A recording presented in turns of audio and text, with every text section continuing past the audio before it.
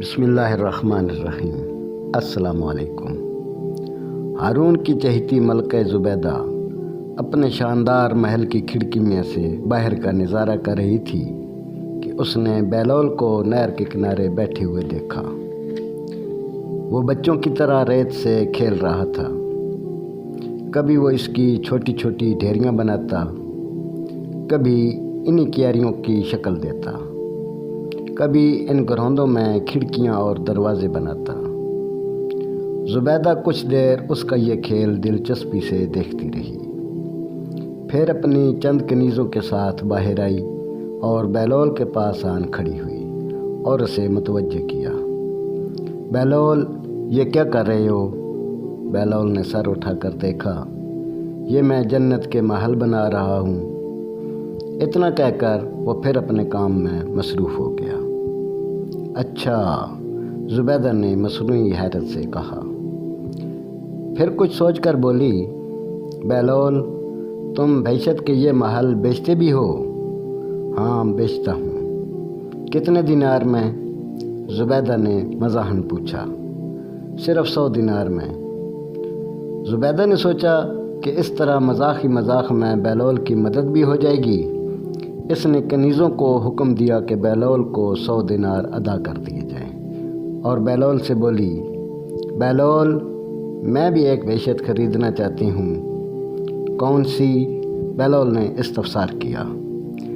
زبیدہ نے یوں ہی ریت کی ایک کیاری کی جانب اشارہ کر دیا۔ مجھے وہ بہشت چاہیے۔ بہلول نے رقم لے لی اور بولا، تم نے قیمت ادا کر دی ہے؟ ٹھہرو، میں اس کا قبالہ تمہارے نام لکھ دیتا ہوں۔ زبیدہ ہنسی۔ میں اس وقت جلدی میں ہوں۔ بہلول، تم اس کا قبالہ لکھ کر محل میں لے آنا۔ وہ اتنا کہہ کر آگے بڑھ گئی۔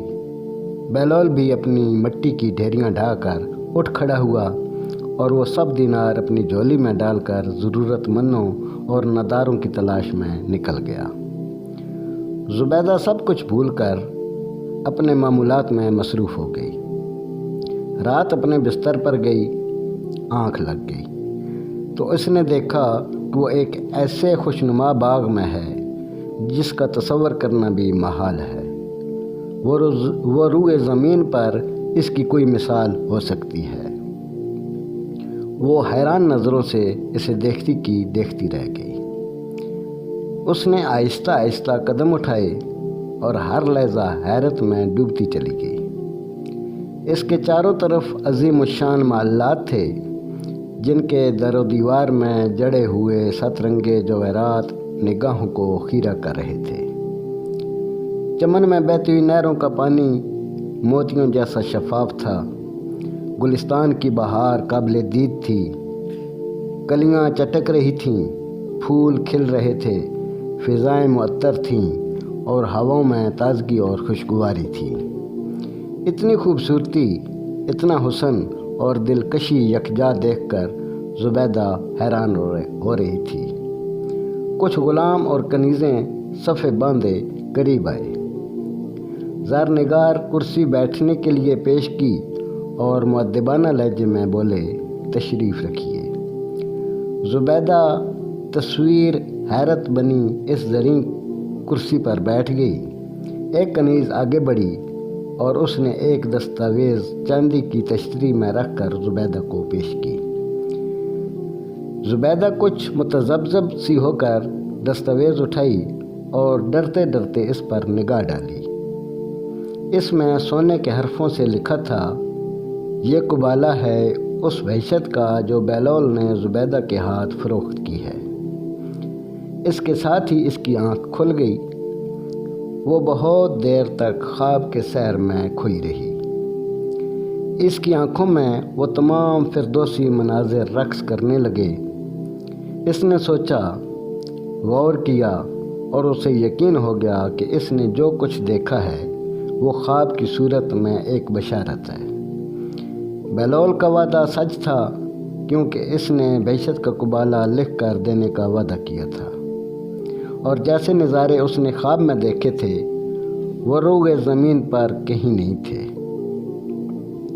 اس نے بے خودی میں ہارون کو جگایا اور پھولے ہوئے سانسوں کے درمیان بولی، ذل الہی، آج میں نے 100 دینار میں بیلول سے ایک بہشت خریدی تھی۔ میرا خیال تھا کہ وہ ایک مذاق ہے، دیوانے کی بڑھ ہے، مگر وہ ابھی مجھے خواب میں دکھلا دی گئی ہے۔ اس کا قبالہ میرے نام ہے، میں نے ابھی اسے اپنی آنکھوں سے دیکھا ہے۔ تمہارا دماغ تو درست ہے احمق، کہ تمہیں بھی اس دیوانے نے پاگل بنا دیا ہے۔ ہارون نے اپنی نیند خراب ہونے کی خفگی سے کہا، نہیں، میں سچ کہہ رہی ہوں، میں نے خواب میں جو کچھ دیکھا ہے اس کا دیدار کسی انسانی آنکھ نے نہیں کیا ہوگا۔ وہ بہشت میرے نام ہے، خدا کی قسم میں نے اس کی دستاویز دیکھی ہے، زبیدہ نے جوش سے بتایا۔ اوہو، یہ وقت ایسے الٹے سیدھے خواب سنانے کا ہے، خاموش ہو جاؤ اور میری نیند خراب نہ کرو، ہارون نے غصے سے کہا اور کروٹ بدل لی۔ لیکن زبیدہ کی آنکھوں سے نیند غائب تھی۔ وہ تمام رات اس نے اسی تصور میں گزار دی۔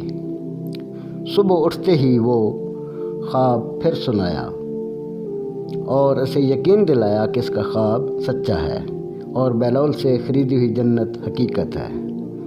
ہارون نے بیلول کو بلا بھیجا۔ وہ اپنی گدڑی میں لپٹا شنشوں کی سی شان سے آیا اور معنی خیز لہجے میں ہارون سے بولا، تجھ جیسے بادشاہ کو مجھ فقیر کی ضرورت کیوں آن پڑی؟ سنا ہے تو نے بہشت بیچنے کا کاروبار شروع کر دیا ہے۔ ہارون نے مذاق اڑایا۔ ماں بدولت تو یہ کاروبار کب سے کر رہے ہیں، بیلول نے بے نیازی سے جواب دیا۔ سنا ہے تو نے ملکہ کو بھی کوئی بہشت بیچی ہے، ہارون نے سوال کیا۔ ہاں، بیلول نے اس بات میں سر ہلایا۔ کتنے میں؟ ہارون نے پوچھا۔ 100 دینار میں۔ بہت خوب، میں بھی تجھے 100 دینار سے کچھ زیادہ ہی دوں گا۔ ایک بہشت میرے ہاتھ بھی فروخت کر دے، ہارون نے کہا۔